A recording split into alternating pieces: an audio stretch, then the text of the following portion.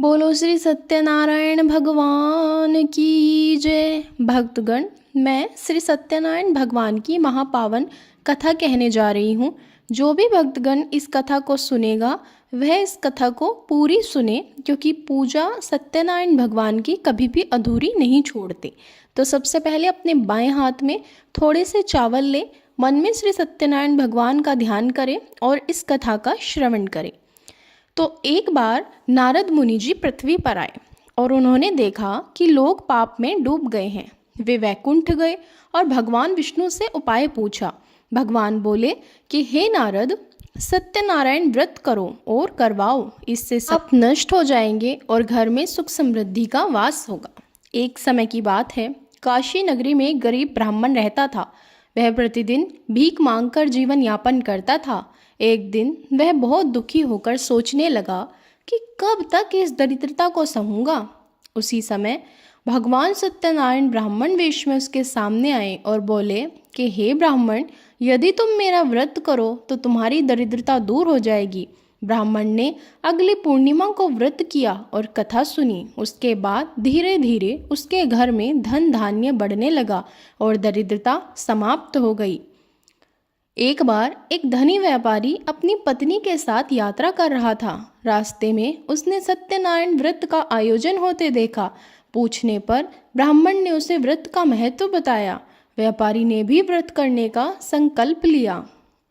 उसने अपनी पत्नी को भी साथ में शामिल किया। व्रत करने से उन्हें बहुत लाभ मिला और व्यापार बढ़ा।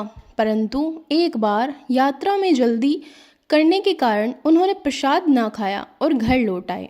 भगवान की लीला से उनका सब धन लुट गया और वे दुखी हो गए।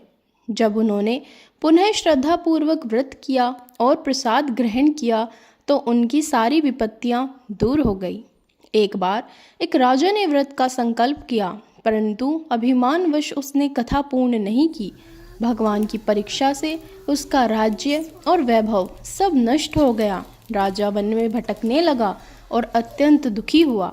जब उसने विनम्र होकर पुनः सत्यनारायण व्रत किया और कथा सुनी तो भगवान की कृपा से उसे राज्य, वैभव और सुख पुनः प्राप्त हुआ।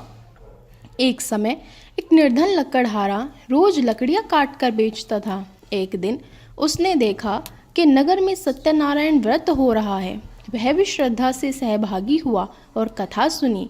इसके बाद उसका जीवन सुधर गया और वह सुखी हो गए। अंत में भगवान विष्णु स्वयं प्रकट होकर कहते हैं कि हे भक्तों, जो मनुष्य श्रद्धा और भक्ति से सत्यनारायण व्रत को करता है और सुनता है, उसके पाप नष्ट हो जाते हैं और जीवन में सुख शांति आती है। यह व्रत पुत्र, पौत्र, धन, वैभव और मोक्ष प्रदान करने वाला है।